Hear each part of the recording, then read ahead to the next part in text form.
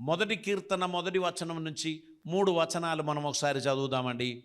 దుష్టుల ఆలోచన చొప్పున నడవకయు, పాపుల మార్గమున నిలవకయు, అపహాస్యులు కూర్చుంటున్న చోటను కూర్చుండక, యెహోవా ధర్మశాస్త్రమునందు ఆనందించుచు దీవారాత్రము దానిని ధ్యానించువాడు ధన్యుడు.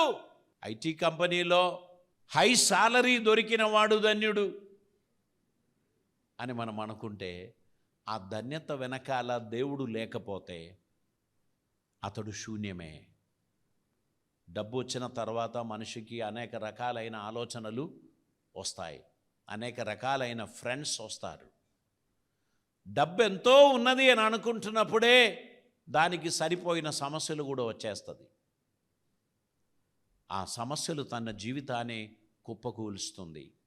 చాలా అందమైన సినిమా యాక్టర్స్, చాలా ఆరోగ్యము కలిగిన బాడీ బిల్డర్స్, వారందరూ కోట్లాది డబ్బుతో వ్యాపారం చేసేటువంటి బిజినెస్ ఐకాన్స్ సడన్గా కుప్పగూలి ఎవరికీ చెప్పకుండా ఆత్మహత్యకు గురి అయినప్పుడు మనం ఏమనుకుంటాం? వానికి అసలు ఏం పిచ్చి పట్టింది? చక్కగా బ్రతకడానికి డబ్బున్నది, ఆరోగ్యం ఉన్నది, అందం ఉన్నది, ఫాలోవర్స్ ఉన్నారు. ఈ గొప్ప వ్యక్తికి ఇదేంటిది అని అంటే, ఆ గొప్ప వ్యక్తి ఏమంటాడు తెలుసా? I'm a failure, I'm lonely, I don't have any one. అప్పుడు ఈ ఫాలోవర్స్ అందరూ చెప్తారు, మేమందరం లక్షలాది మంది మీ వెనకాల ఉన్నాము అనేది నువ్వు మర్చిపోయావా? మా గురించి నువ్వు ఆలోచన చేయలేదా? ఆ వ్యక్తికి ఈ లక్షలాది మంది ఇచ్చే ప్రోత్సాహనం వన్ సైడ్ ఆఫ్ ద కాయినే. ద నెక్స్ట్ సైడ్ తన అంతరాత్మ, తన మనస్సాక్షి, తనకు నెమ్మది లేదు, సమాధానం లేదు, తను లోన్లీగా అయిపోయాడు. జీవించడం వ్యర్థమని అనుకున్నాడు. ఎవరికీ చెప్పకుండా జీవితాన్ని ముగిస్తూ ఉంటే మనుషులందరూ కన్నీళ్ళు మున్నీలై వారు విలపిస్తూ ఉంటారు. వారి జీవితం యొక్క విలువ వారికి తెలియలేదే అని అనుకుంటారు. వారేమంటారు? మీరందరున్నా నాకెవరూ లేనట్టే. అదే ఆ వ్యక్తి ప్రభుతో ముడిపడి ఉండే, అందరూ వ్యతిరేకమైన ఆ వ్యక్తి ప్రభువును బట్టి ఆనందించేవాడు, ధైర్యం తెచ్చుకునేవాడు, విజయవంతంగా ముందుకు పోయేవాడు. ప్రభువుతో కనెక్ట్ అవ్వలేదు, ప్రభువును పరిచయం చేసుకోలేదు, ప్రభు తను ఆదుకుంటాడు అనే విషయంలో జ్ఞానం లేకపోవడం బట్టి, సృష్టికర్త అయిన దేవుడు నాకెల్లవేళలో అందుబాటులో ఉన్నాడు అనేటువంటి విషయాన్ని తెలియకపోవడం బట్టి నిరుత్సాహమునకు, నిస్పృహకు, నిరాశకు గురి అయి తన జీవితాన్ని ముగించినటువంటి పరిస్థితి మనం చూస్తూ ఉంటాం. దేవునికి స్తోత్రం. దేవుని వాక్యము దినదినం ధ్యానిస్తూ, వాక్యము చేత అనుగ్రహింపబడుచున్న ఆలోచనలకు లోనై ముందుకు వెళ్ళుచున్నటువంటి వ్యక్తి దిక్కు లేనివాడు కాదు, డబ్బు లేనివాడు కావచ్చు, కానీ ఆశ్రయం పోగొట్టుకున్నవాడు కాడు. నిరుత్సాహపడడు. ఏమీ లేకపోయినా నా దేవుడు నాకు అండగా ఉన్నాడు చాలులే అని చెప్పి ఇంకా ముందుకు పోవడానికి ధైర్యం చూపిస్తాడు, ప్రయత్నం చేస్తాడు.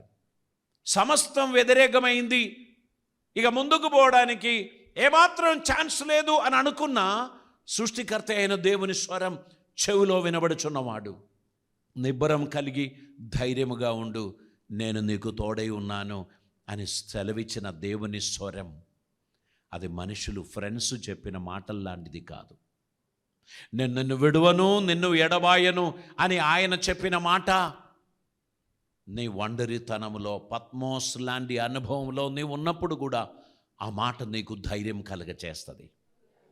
డాక్టర్స్ చెప్తారు లాభం లేదండి, ఇంటికి తీసుకుపోవచ్చు, అందరికీ తెలియపరచవచ్చు, ఇక బ్రతుకరు. ఆ వ్యక్తికి దేవుడు చెప్తున్నాడు, నేను నిన్ను స్వస్థపరచు, నీ దేవుడనైనా యెహోవాను. అధైర్యపడవద్దు, నేను నీకు సహాయం చేస్తాను. డాక్టర్స్ చెప్పారు 6 months కంటే ఎక్కువ బ్రతకరండి. కానీ అనదర్ 6 years అద్భుతంగా నడిపించడానికి దేవుని కృప వలన వీలయ్యింది. దేవునికి స్తోత్రం. మనుషులందరూ చేతులెత్తినప్పుడు దేవుడు చేతులెత్తడండి. మనుషులందరూ వదిలిపెట్టినప్పుడు దేవుడు వదిలిపెట్టడండి.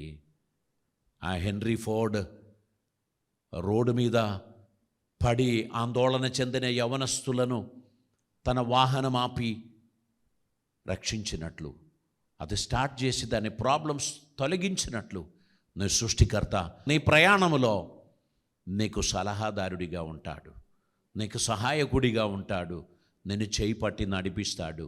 అన్ని మార్గములు మోయబడింది అని నువ్వు అనుకుంటున్నప్పుడే దేవుడు మరొక మార్గం నీ కోసం తెరుస్తాడు. నీవు ఊహించని మార్గములో దేవుడు నిన్ను నడిపిస్తాడు. నీతో దేవుడు చెప్తున్నాడు, నేను నిన్ను విడవను, ఎడబాయను, నేను నీకు తోడుగా ఉంటాను. ఆయన తన కృపను శక్తిని మనకు అనుగ్రహించి మన ఆత్మీయ జీవితంలో మనల్ని బలంగా నడిపించడానికి ఆయన ఇష్టపడుచున్నాడు. దేవునికి స్తోత్రం. కనుక మనం దేవుని వాక్యంలో వేరుపారిన వారమైతే మనకున్న ప్రయోజనం ఏంటి తెలుసా? నీటి కాలువల ఓరన నాటబడిన ఆకువాడని చెట్టు వలె ఎల్లవేళలో నువ్వు నిలవడానికి దేవుడు సహాయం చేస్తాడు. దేవుని వాక్యంలో వేరుబారిన విశ్వాసి నీకెంత వెట్టగలిగినా, ఎంత వేడి కలిగినా, ఎంత గాలి విసిరినా నువ్వు వాడవు, నువ్వు పడిపోవు. నీకు దేవుడు తోడుగా ఉండి నీకు సహాయం చేస్తాడు. నీ జీవితంలో దేవుడు అద్భుతమైన కార్యములు చేస్తాడు. మత్తయి సువార్త 4వ అధ్యాయం దాని 1వ వచనంలోనికి మనం వద్దామండి. మత్తయి సువార్త 4వ అధ్యాయం 1వ వచనం.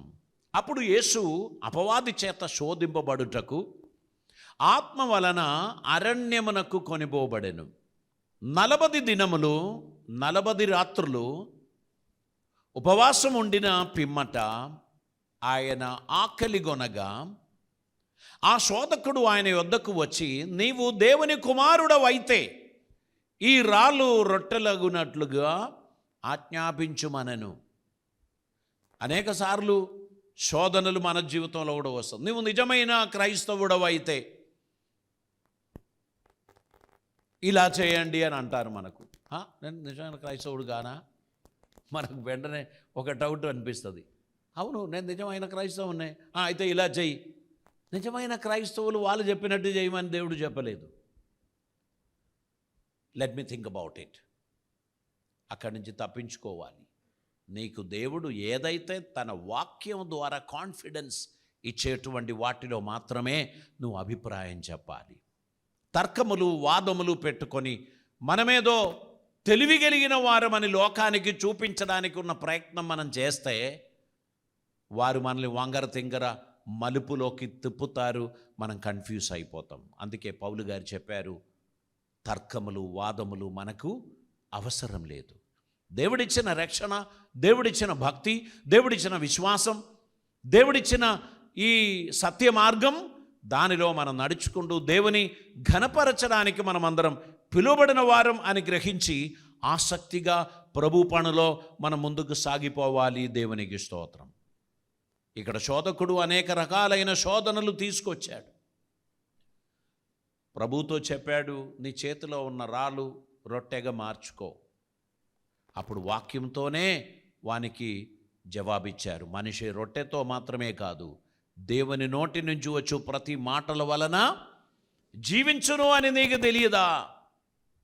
తర్వాత ఆయనను దేవాలయ శిఖరములోనికి తీసుకొని పోయి, నువ్వు కిందికి దూకు, దూతలు తమ చేతిలో నిన్ను ఆదుకుందరని కీర్తనలో చదివారు కదా, అది ఇక్కడ జరుగుతుందన్నారు. సాతానుగాడు చెప్పిన సలహాకు ప్రభు తల వంచి ఉంటే వాని కంట్రోల్లోకి వెళ్ళేవాడు. వాని కంట్రోల్ నుంచి ప్రభు తన్ను తాను తప్పించుకున్నాడు, వాన్ని గద్దించాడు, వాడు పారిపోయాడు. మన జీవితంలో అపవాదికి చోటునివ్వద్దు, వానిని ఎదిరించండి అని అంటున్నారు. సాతానుగాన్ని ఎదిరించినప్పుడు వాని తంత్రములో పడకుండా ముందుకు నడవడానికి తగిన కృప దేవుడు మనకు అనుగ్రహిస్తారు.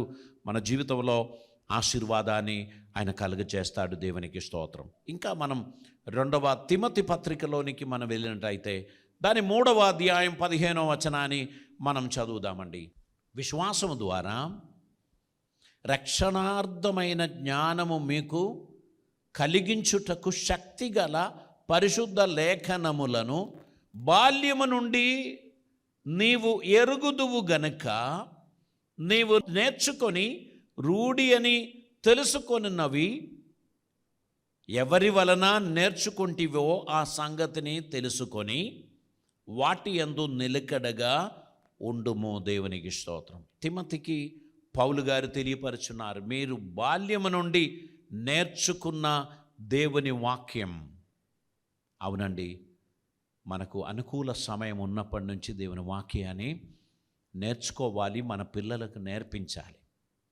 ఒకరోజు సండే స్కూల్కి పోకపోతే ఏమైనా కొమ్మ మునుగుతుందా అని అనుకుంటాం పేరెంట్స్గా మనం. నువ్వు పోవద్దు బిడ్డ, నేను మాట్లాడుకుంటా. బిడ్డకి ఇది ఒక్క భారమే కాదు, ప్రతి వారము అలా తప్పించుకొని పోతే బాగుంటుందని అనిపిస్తుంది.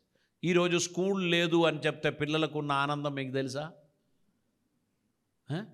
అబ్బా, ఈరోజు స్కూలు లేదు. స్కూలు లేకపోతే వాళ్ళు ఇంకా హోంవర్క్ చేసుకుంటారా? స్కూల్ లేకపోతే వాళ్ళు ఇంకా పాఠాలు నేర్చుకుంటారా? ఏం చేసుకుంటారు? వెంటనే ఫోన్ అందుకుంటారు. మమ్మీ ఫోన్ తీసుకుంటారు. డాడీ ఫోన్ దొరకదు కనుక మమ్మీ ఫోన్ తీసుకుంటారు. అందులో కొన్ని గేమ్స్ వారు ఇన్స్టాల్ చేస్తారు, వారు ఆడుకుంటూ ఉంటారు. దినమంతా వారి భోజనం కూడా దొరకకపోయినా పర్వాలేదు, కానీ ఈ ఫోన్లో ఛార్జ్ ఉంటే సరిపోతుంది, వైఫై ఉంటే సరిపోతుంది. ఆటలు వారు అలాగనే కొనసాగించుకుంటారు. అది చిన్ననాటిలో. ఇంకా కొంచెం పెరిగారు, పెద్దవాళ్ళు అయ్యారు, యవనస్తులు అయ్యారు, ఈ గేమ్స్ ఆటలు ఇవన్నీ కుదరదు. వారికి నేర్చుకోవడానికి తగినటువంటి కొన్ని కార్యకలాపాలు వారు చేసుకుంటూ ఉంటారు. జీవితం అనేది మనం క్రమశిక్షణలో నడిపించడానికి దేవుడు మనకిచ్చినదే. ఇప్పుడు మనం డాక్టర్ దగ్గరికి పోతే మీ షుగర్ లెవెల్ కొంచెం పెరుగుతుందండి, మీరు షుగర్ అవాయిడ్ చేయండి, స్వీట్ అవాయిడ్ చేయండి, ఇదిగో ఈ చిన్న మాత్ర వేసుకోండి అని చెప్తారు. మనం స్వీట్ అవాయిడ్ చేయడం ఎల్లప్పుడూ మనకు సాధ్యమయ్యే పని కాదు. వెడ్డింగ్ వెళ్ళినప్పుడు అక్కడ రకరకాలైన స్వీట్స్ కనిపిస్తే వెంటనే మన నోరు దాని వైపు ఆకర్షింపబడుతుంది. చిన్న చిన్నగా టేస్ట్ చేస్తూ ఉంటుంది. ఒక ఐటమా 2 ఐటమా దొరికినవన్నీ టేస్ట్ చేసి అది పెరుగుతూ ఉంటుంది. డాక్టర్ దగ్గరికి మళ్ళీ పోయినప్పుడు నేను చెప్పినట్టు మీరు చేయడం లేదు కనుక డోసు కొంచెం పెంచుతున్నామంటే అంటారు. ఈ షుగర్ ట్యాబ్లెట్స్ డోసు పెరిగే కొలది మనకేమొస్తుంది? అసిడిటీ స్టార్ట్ అవుతుంది, బర్నింగ్ సెన్సేషన్ స్టార్ట్ అవుతుంది, మనకు సడన్గా బలం లేకుండా అయిపోయినట్టు మనకు అనిపిస్తుంది, ఏదో ఒకటి తినాలని అనిపిస్తుంది, ఏదో ఒకటి త్రాగాలని అనిపిస్తుంది, కలవరం టెన్షన్ స్టార్ట్ అవుతుంది. దాంతోపాటు ఏదో ఒకటి చిన్నగా మనకు అవుతూ ఉంటుంది. ఆరంభంలో నిర్లక్ష్యం చేసినటువంటి వారికి వారి శరీరము వారి కంట్రోల్లో లేకుండా పోతుంది. మెడిసిన్ మీద ఆధారపడేటువంటి మనుషులుగా మారుతారు. మెడిసిన్ భోజనం ఒక ప్లేట్ తింటే అరచేతిలో పట్టే అంత టాబ్లెట్స్ కూడా మింగుతారు. ఆ విధంగా మనిషి బ్యాలెన్స్ చేయడానికి ప్రయత్నం చేయడంతో ఆయుస్సు తరిగిపోవడం జరుగుతూ ఉంటుంది. ఆరోగ్యంగా మనం ఉండడానికి డాక్టర్ చెప్తారు, 1/2 hour morning, 1/2 hour evening walk చేయండి. మనకెక్కడ సమయం? అరగంట నడవడానికి మనకు, నేను దినమంతా నడుస్తున్నాను కదా అని మనం అనుకుంటాం. ఆయన చెప్తారు అలా కాదు, 2 చేతులు ఆడించుకుంటూ రోడ్డు మీద నడవాలి, గ్రౌండ్లో నడవాలి. కిచెన్ నుంచి బెడ్రూమ్కు, బెడ్రూమ్ నుంచి బాత్రూమ్కు పోయే నడవడం కాదు, 2 చేతులు ఆడించి చెమటలు వచ్చినట్లు నడవండి అంటారు. ఇవన్నీ దేనికోసం? మన ఆరోగ్యం సంరక్షించడం కొరకు. వాటిని నిర్లక్ష్యం చేసే కొలది మనకిష్టం లేని రోగాలన్నీ, పేరు చెప్పడానికి ఇష్టం లేనిది అన్నీ మనకు తోడవుతుంది. దాన్ని ఇలాగా సూదితో తీసి అవతల పడేసేది కాదు. అది రాకుండా జాగ్రత్త పడేవారు ధన్యులు. అది వచ్చిన తర్వాత దాని తిప్పలు బాధలు అది వేరొక రకంగా ఉంటుంది. కనుక ఇన్స్ట్రక్షన్స్ ఫాలో చేయండి. హెచ్చరికలను నిర్లక్ష్యం చేయకండి. మీరు మీ జీవితాన్ని విలువైనదిగా భావించి మరికొన్నాళ్ళు కూడా జీవించడానికి ఆశ కలిగిన వారిగా జాగ్రత్తలు పాటించడానికి ప్రయత్నం చేయండి. మామిడి పండ్లు సీజన్లో అందరికీ కంట్రోల్ పోతుంది. ఏ డాక్టర్ చెప్పింది కూడా ఎవరూ వినరు, నేను వినను. ఎందుకంటే కొన్ని ఫ్రూట్స్ మనకి చాలా వీక్నెస్, కొన్ని స్వీట్స్ మనకు వీక్నెస్. అప్పుడు మనం ఈ ఇన్స్ట్రక్షన్స్ అన్నీ మర్చిపోతాం. కానీ మనం ఇష్టం లేని రోగాలన్నింటినీ తెచ్చుకుంటాం. కాబట్టి ఖచ్చితంగా మనం జాగ్రత్తలు పాటించే విషయంలో లోపం కలిగి ఉండకూడదు. జాగ్రత్త పాటించే వారిగా మనం ఉండాల్సినటువంటి అవసరం ఉంది. 2వ తిమోతి పత్రిక ఇప్పుడు మనం చదివిన 15వ వచనంతో ఆనుకొని ఉన్న 16వ వచనం చదువుదామండి. దైవజనుడు సన్నద్ధుడై ప్రతి సత్కార్యమునకు పూర్ణముగా సిద్ధపడి ఉండునట్లు దైవావేశం వలన కలిగిన ప్రతి లేఖనము ఉపదేశించుటకును, ఖండించుటకును, తప్పుదిద్దుటకును, నీతి యందు శిక్ష చేయుటకును ప్రయోజనకరమై ఉన్నది. దేవునికి స్తోత్రం. దేవుని వాక్యం మనకు మల్టిపుల్ బ్లెస్సింగ్స్ ఇస్తుంది, మల్టీఫోల్డ్ ఎంకరేజ్మెంట్ ఇస్తుంది. ఈ వాక్యం ద్వారా ఏం జరుగుతుంది? ఉపదేశం ఇచ్చుచున్నది. ఈ వాక్యం ద్వారా తప్పు దిద్దడానికి ప్రయోజనకరంగా ఉంది. ఈ వాక్యం ఖండించుచున్నది. ఎవరినైనా పిలిచి మనం ఊరికే ఖండిస్తే మనుషులు ఊరుకుంటారా? నువ్వెవరు నన్ను ఖండించడానికి అంటారు. కానీ దైవజనుడు వాక్యం ద్వారా ఖండిస్తున్నప్పుడు హృదయంలో కత్తితో పొడిచినట్లు ఒక నొప్పి, ఒక బాధ, ఇది నా విషయం ఆయనకట తెలిసింది. నాతో మాట్లాడుచున్న ఈ మాటలు నిజంగా నాకు అవసరమైనది అని అనుకొని అక్కడ కూర్చొని, లార్డ్ ఫర్గివ్ మీ, క్షమించు దేవా, అవును ఈ సందేశం నాతోనే మాట్లాడాడు, నా జీవితం మార్పు చెందవలసిన అవసరం ఉంది, నా నిర్లక్ష్య జీవితం నాకెంతో నష్టం కలుగజేస్తుంది అనేది గ్రహించి కూడా మొండోడిగా మనం ముందుకు వెళ్తామా? బుద్ధిహీనునిగా మనం ప్రవర్తిస్తామా? మూర్ఖత్వంలో మనం జీవిస్తామా? దేవుడు హెచ్చరికలు ఇస్తున్నప్పుడు మనం వాటిని గుర్తుంచుకోవాల్సినటువంటి అవసరం ఉంది. విశ్వాసులం, రక్షణ పొందిన వారం, ఆరాధనకు వస్తున్న వారం, దేవునికి కానుకలు ఇస్తున్న వారం నిర్లక్ష్యంతో జీవించడమును బట్టి, పాపం మనలని ఏలుచున్న కారణమును బట్టి తప్పించుకోవడానికి ఎన్నో హెచ్చరికలు దేవుడిచ్చిన వాటిని నిర్లక్ష్యం చేసుకున్న కారణమును బట్టి మనము అందులో ఇరుకిపోయినటువంటి వారిగా జీవితాన్ని నాశనం చేయటం జరుగుతుంది. మిత్రమా, దేవుని వాక్యం నీకిచ్చుచున్న హెచ్చరికలను జీవితంలో పాటించడానికి ప్రయత్నం చేయండి. దేవుని వాక్య ఖడ్గం మనం సరిచేస్తున్నప్పుడు నొప్పి కలిగినా నువ్వు నెగటివ్గా మారొద్దు. ఇది నా మేలు కోసమే. డాక్టర్ దగ్గర భరించలేని నొప్పితో వెళ్ళినప్పుడు నిర్దాక్ష్యం మనల్ని సర్జరీ చేశాడు. డాక్టర్ గారు పూర్తిగా మత్తు ఇవ్వకుండా ఆ పని చేయడంను బట్టి నొప్పి భరించలేకపోయాం. వీడో మూర్ఖుడు అని మనం అనుకున్నాం. ఆయన ఏమనుకుంటున్నారంటే, ఎక్కువ అనస్థీషియా ఇస్తే మళ్ళీ నువ్వు తిరిగి స్పృహలోకి రాదేమో అని అనుకొని తక్కువ అనస్థీషియా ఇచ్చి నీ మేలు కొరకు, అమ్మా కొంచెం నొప్పి ఉంటుంది, కొద్దిగా భరించండి, ఇది మంచిది అని చెప్పి ఆయన చేస్తూ ఉంటే, మంచిదా సుత్తతో కొడుతున్నావు? టప్పు టప్పు అని సౌండ్ వచ్చినప్పుడు ఇరిగిన ఎముకలకు ఈ దెబ్బలు పడుతూ ఉంటే మనసాక్షి లేని మూర్ఖుడు అని అనుకుంటే, ఆయన ఇవన్నీ పట్టించుకోవడం లేదు, తన పని ముగించాడు. రూముకి వచ్చారు. 2 రోజుల తర్వాత డాక్టర్ని కలిసినప్పుడు నవ్వుతూ థ్యాంక్స్ అండి అని చెప్పారు. సర్జరీ జరిగినప్పుడు పండ్లు కొరుకుగారు, కోపపడ్డారు. బూతులేమైనా నోట్లో ఉంటే అవి కూడా పలికి ఉండొచ్చు.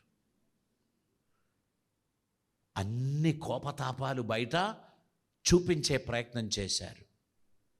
కానీ ఇప్పుడు సంవత్సరాలు దాటింది, ఆరోగ్యంగా చక్కగా నడుస్తున్నారు. సాలరీ వచ్చినప్పుడు 10వ భాగం డాక్టర్కు పంపించారా? పంపలే. అప్పుడే బాగా తీసుకున్నాడు కదా. బాగా తీసుకున్నోడు బాగా చేశాడు కూడా, చాలా చక్కగా చేశాడు. ఇన్ని సంవత్సరాలైనా ఎటువంటి కాంప్లికేషన్స్ లేకుండా నువ్వు ఆరోగ్యంగా ఉంటున్నావు అంటే ఆయన శ్రద్ధ కలిగి నీకు సర్జరీ చేశాడు. సర్జరీ చేసినప్పుడు నొప్పి ఉంటుంది. ఆ చీము బయటికి తీయడానికి ఒత్తినప్పుడు ప్రాణం పోయిన నొప్పి జీవితంలోకి వచ్చింది. కానీ ఆ చీమంతా పోకుండా పైన ప్లాస్టర్ వేసి అది కడితే ఆ రోగి నయం అవ్వదు. అందులో ఉన్న చీమంతా బయటికి తీయాల్సిందే, సరైన ట్రీట్మెంట్ చేయాల్సిందే. దేవుని వాక్యం కూడా ఎప్పుడు ఊది చెప్పేది కాదండి, సర్జరీ చేసేదే. దేవుని వాక్యం నీలో ఉన్న మస్టు కరగదీయడానికి అది ప్రయోజనకరమైనది. అది వాడిగల ఖడ్గం లాంటిది. జీవితమును సరిచేసుకోవడానికి మనల్ని మనం సమర్పించుట ద్వారా, దేవుని చిత్తం నెరవేర్చడానికి మనల్ని మనం సమర్పించుట ద్వారా దేవుడు మన జీవితంలో అత్యద్భుతమైన కార్యాలు చేస్తున్నాడు అనేటువంటిది మనం గ్రహించాలి.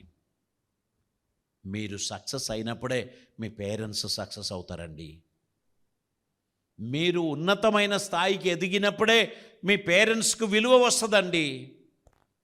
మీరు ఫెయిలియర్, మిమ్మల్ని చూచినప్పుడల్లా మీ పేరెంట్స్ తెలియకుండా లోపల దుఃఖము, నిరాశ వారికి కలుగుతూ ఉంటుంది.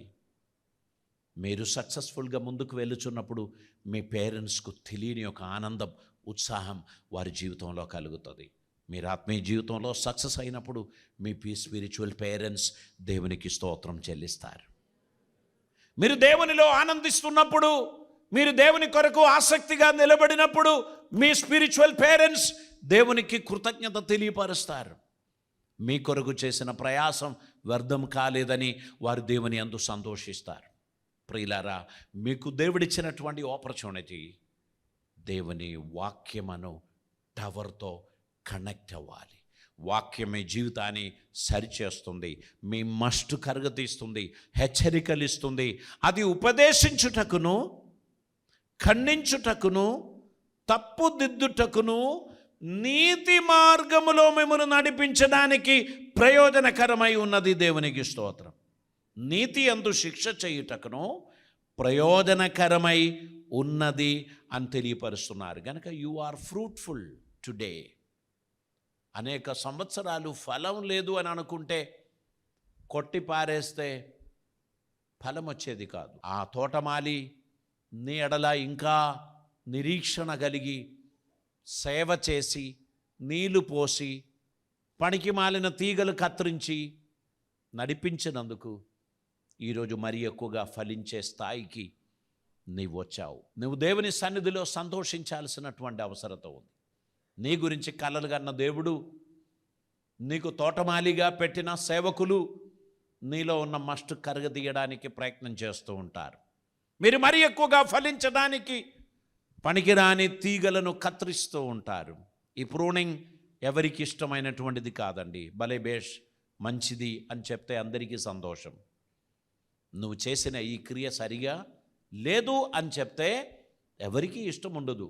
ఈరోజు దేవుని వాక్యం వినుచున్న విశ్వాసి, నీతో పరిశుద్ధాత్ముడు మాట్లాడుచున్నాడు అని నువ్వు అనుకున్నట్లయితే, ఏదైనా హెచ్చరిక దేవుడు నీకు ఇచ్చాడు అని నువ్వు అనుకున్నట్లయితే, నీ మనసాక్షిని తెరిచి దేవునితో ఒక మాట చెప్పుతావా?